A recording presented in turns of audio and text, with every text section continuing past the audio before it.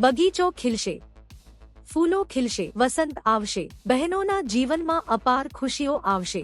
હા, મધ્યપ્રદેશના મુખ્યમંત્રીના નવીનતાઓ બહેનોના કલ્યાણ અને ઉત્થાનમાં કેવી રીતે એક સીમાચિહ્નરૂપ સાબિત થઈ રહ્યા છે તેની ઝલક ફરી એકવાર જોવા મળી છે. મુખ્યમંત્રી મોહન યાદવે બહેનોને આત્મનિર્ભર બનાવીને તેમની પ્રગતિનો માર્ગ મોકળો કર્યો છે અને આ ઉમદા કાર્યને એક બગિયા માં કે નામ આપ્યું છે.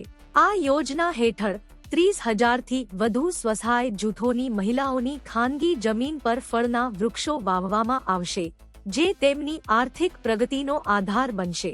अब बहनें अपने 1 एकड़ की खेती में आप पौधे लगाओगे तो सरकार 2 लाख रुपया देगी ताकि आपको फसल नहीं मिल रही है या आपको मुआवजा रहेगा.